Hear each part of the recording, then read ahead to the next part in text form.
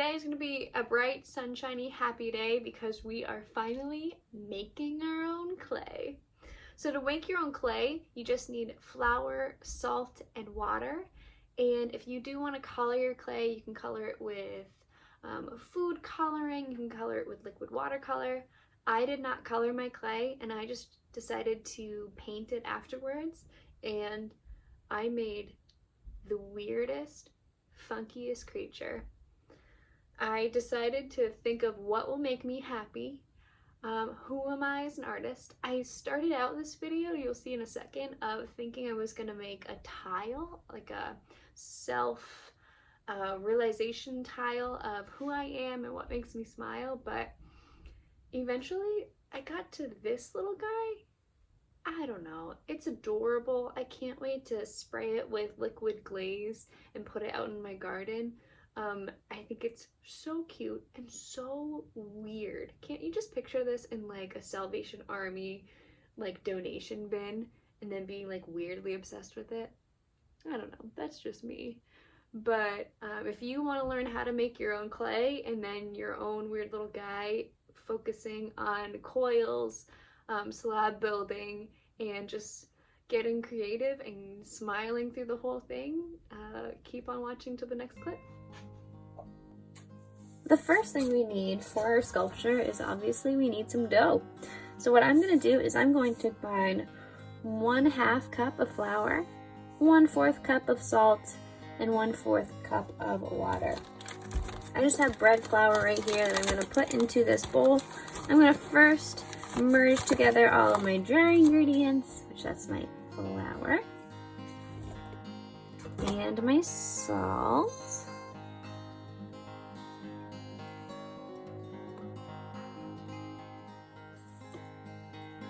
And then lastly, my water.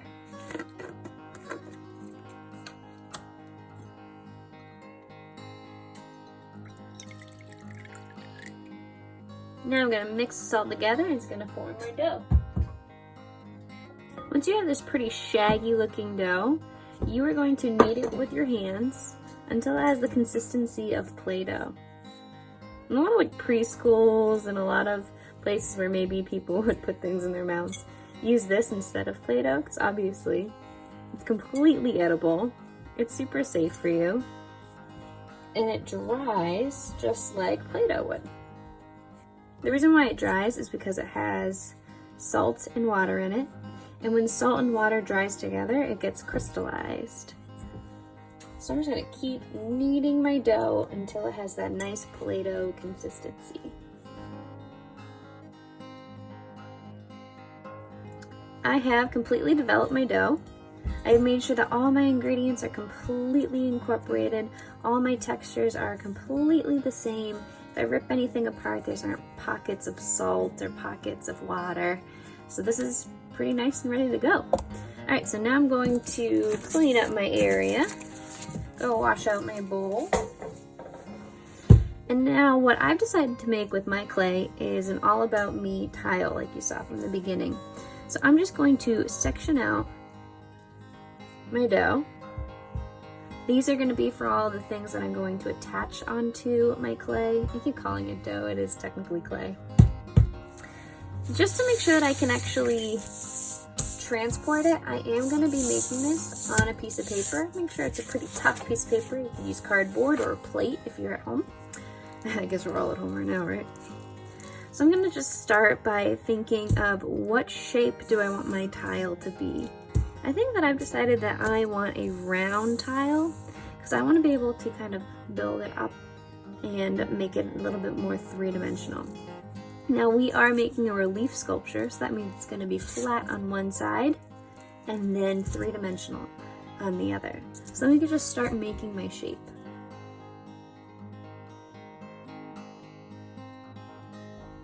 So I have a very basic circle right here. Now remember that I told you guys that your dough is made out of salt, water, and flour. So in order to attach your two pieces together that you're going to make, you do have to scratch and attach. Just like in ceramics, you just have to scratch at your dough a little bit. You have to use a little bit more of that water that you had. Then you're going to wiggle it all together. What I think I've decided to do, I really like fabric arts. I love clay. So I think I'm going to merge these two together. I'm going to use my extra clay and I'm going to make a braid to make it look almost like a woven fabric. And I'm going to make this into my world famous sunflowers. So what I'm going to do is I'm going to scratch and attach woven petals onto my center. But again, this should be about you. It should be about what you love, and it should be about what makes you happy. If you want this to be a basketball, you totally can. If you want to make a square painting palette, you can. If you love video games, maybe you can make this into a controller or a mouse or a keyboard. So really think about who you are. Obviously, you're not me. We're all very different. So again, this clay can be made into a whole bunch of different things. If you are getting cracks in your clay, just like in ceramics, you can just add a little bit of water and it'll seal right up. Okay, so I'm going to start making my petals and attaching it all around my flower.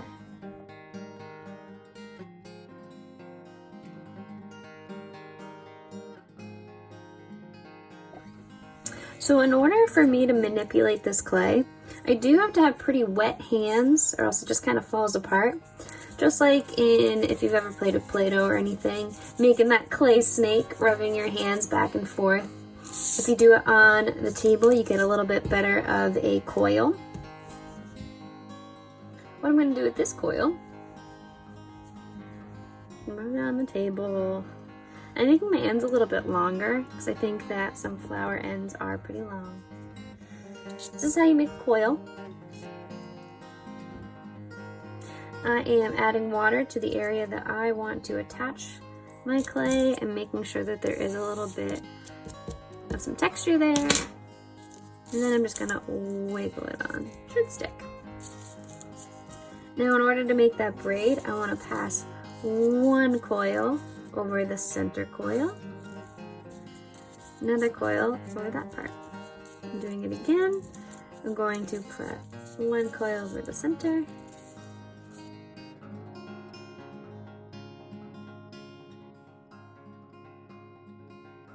I'm just going to continue making a whole bunch more petals. I might have to make even more dough. Remember, our dough is made out of just 3 ingredients. Alright, so I'm going to go and make my other petals.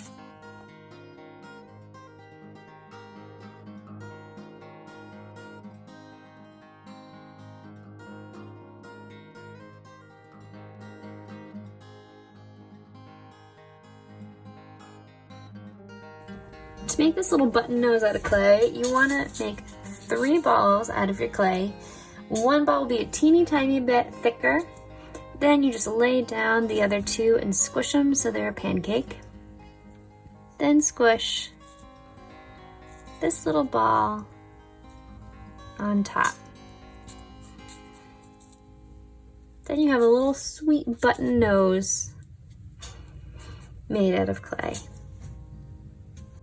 Now I'm going to make little eyes closed and then a teeny tiny little mouth. It's really going to be stylized. None of this will be super realistic. It is Salto after all. I can't really get in there with a bunch of realistic features. I could try, but this dough does seem to crack apart a little bit easier than regular stone clay. So I'm going to just make a teeny tiny little coil. This is gonna be my eye, even smaller. And remember that I have pretty moistened hands. Oh, see, it's kind of rubbing apart because it's too dry. Here we go.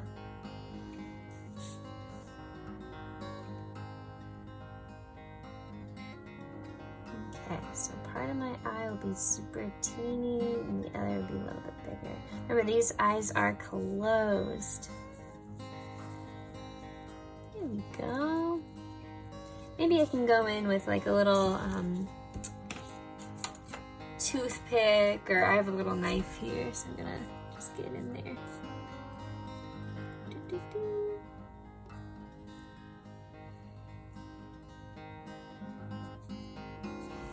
Alright, my one eye is done. I'm gonna go do the other eye, and then really teeny tiny little smile with 2 coils.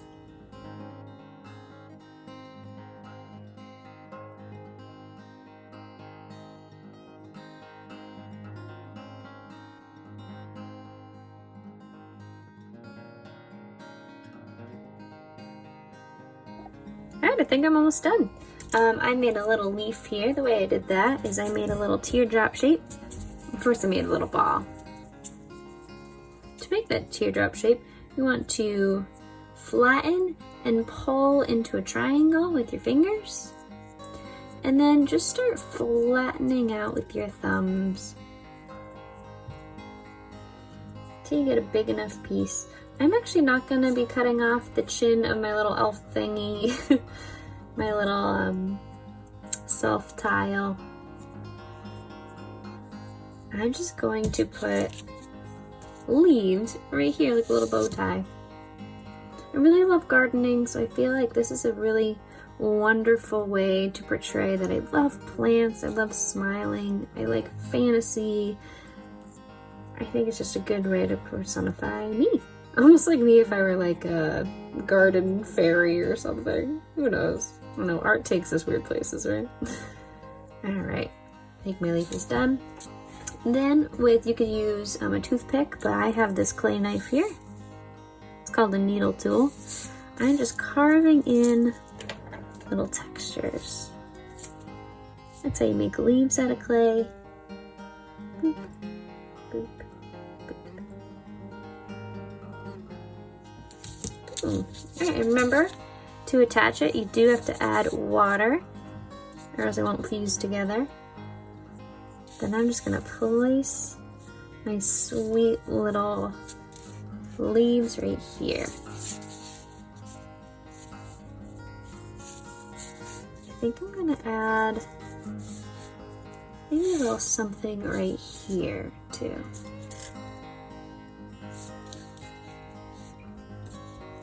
Alright, I'll be right back. So I also really love and live right near the ocean. So a great thing about this clay is that you can press in other mediums. So I'm just gonna press in a little seashell that I can paint later. Oh, it's so cute. Oh my gosh. All right, I'm gonna let this completely dry, and then I'm gonna come back and paint it. While my sculpture is drying, what I want to do is I want to go over just some basic hand building skills that I think everyone needs in their life. So the first one is making something called a slab. I think I mentioned it for the first shape for my little elfin creature thing. But to make a slab, you first want to make a ball of clay. When you're making a ball, you want to put all your clay in one hand. And this is polymer clay, by the way, so it's a little bit easier to manipulate than that salt dough. You're going to put it in one hand, and you are going to rub in a circle with the other hand, and then start rubbing in a circle with both hands. Alrighty, the more you do this, the more circular your clay will be, because the way our hands are molded, they're perfectly crafted to put into a ball right here. That's because our ancestors wanted to use their hands to drink water, use their hands to scoop up things for them to eat. So our hands were molded that way. So now that I have a ball of clay, I am going to smush that ball of clay with my hand. I think that we've probably all done this once in our lives. Then you want to take something that is a cylinder that is the same shape all the way down, just like this marker. Then you are going to start rolling that cylinder in the middle of your clay. Change the direction. If you want to get really advanced, you want the entire surface to be all the same depth, all the same thickness. Boom! That's how you make a slab. Now, depending on how big your next few forms are going to be, you're going to have to move your hands in different ways. If I were making a ball of clay that is teeny tiny, I would just need 2 fingers. Boom, little ball of clay. If I wanted to make something that's medium size, maybe I would just use a few fingers in my hand.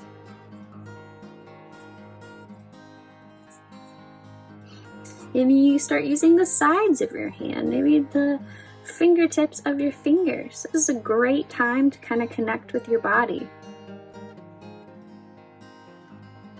Figure out what is the best strategy to make. Make a theory in your head. Maybe using just my fingertips will have a different result than using my palm. Boom, a ball of clay. And again, making that big ball of clay, you want to just use your palms. Let's say you want to manipulate this into a different shape. Pinching is a great way to manipulate your clay. Tapping on a flat surface is a great way to manipulate your clay. Pinching with your fingertips makes a really cool texture. There's a whole bunch of different ways to manipulate clay. Let's talk about those coils that I made for those eyes. Again, you probably only need one finger for a tiny coil. I'm rubbing back and forth, rubbing the ends to the middle to the ends.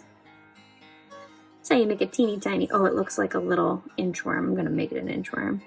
There we go. Maybe you're gonna need more than one finger for a medium coil. Remember, you're rubbing your fingers from end to end. You want to move your fingers. If you only rub on one area, it's going to start getting teeny tiny. Okay. This looks like it could be a rose. Maybe I'll make, oh, or a lollipop. Yeah.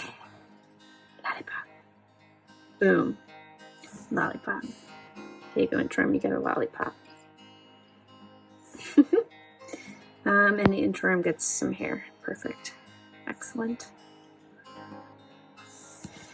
If I'm making a really long coil, you want to first start in your hands, warm up your clay. It's always good to warm up your clay. Get those molecules running around that surface.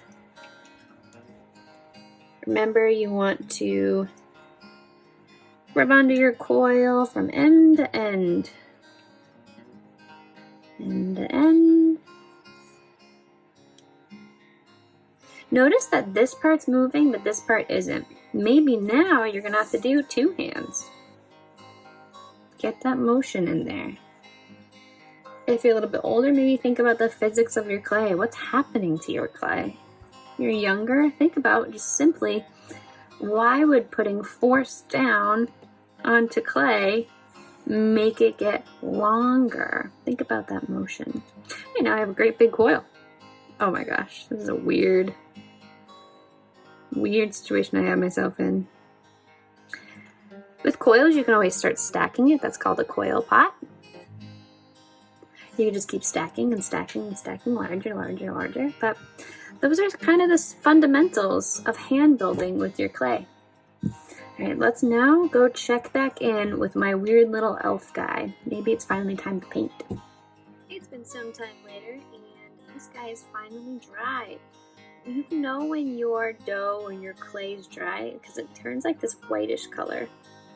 What I did is I allowed it to dry overnight, and then I popped it into my oven at 200 degrees Fahrenheit until I saw that it got nice and white.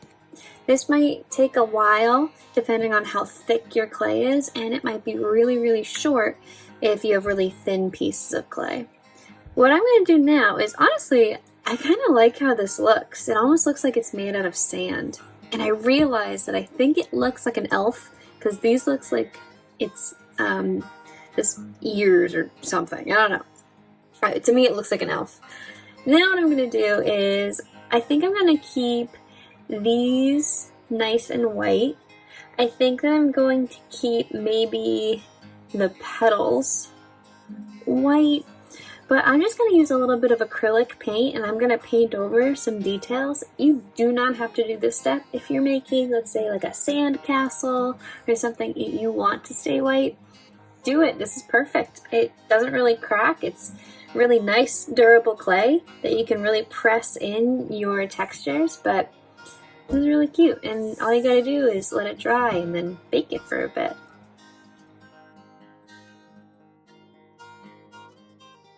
Let's talk about the journey that is this little thing. This little elf came from me trying to look into myself and think, 1, what do I need to see right now? 2, who am I? And 3, what is something that makes me happy? Smiles, sunflowers, and gardening with the ocean. If you can see right here, I have painted with the acrylic paint. Remember that acrylic paint turns into like a plastic coating, so this will turn into kind of a plasticky feeling.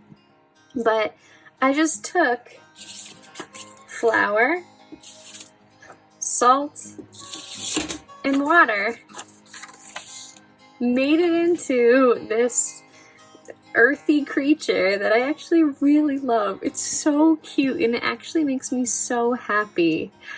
Remember that you have to bake it and let it dry before you can paint it and before you can manipulate it or touch it really. But this clay turned into something that made me really happy.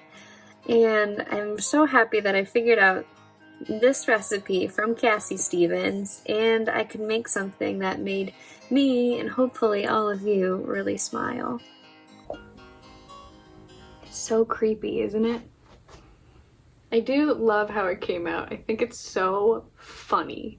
Like, this thing is the farthest thing from the art that I normally make, really realistic or really graphic design. It's just a cute little fairy thing. And I think it really portrays how I'm feeling right now, and it's making me smile. So that's really all I wanted to get out of this homemade clay. Remember, you don't need fancy stuff to make art. You have stuff all around you to make your very own beautiful masterpiece that makes you smile. So if you have flour, salt, and a little bit of water, the world is your oyster. I can't wait to see what you guys make out of clay and finally get your hands moving again and eventually figure out what makes you smile. I don't know, this thing is just adorable and I love it so much. Again, share out, maybe make somebody a gift, let me see what you make, and he's just so cute. I just love it. Alright guys, have a wonderful day, and I'll see you again for another video.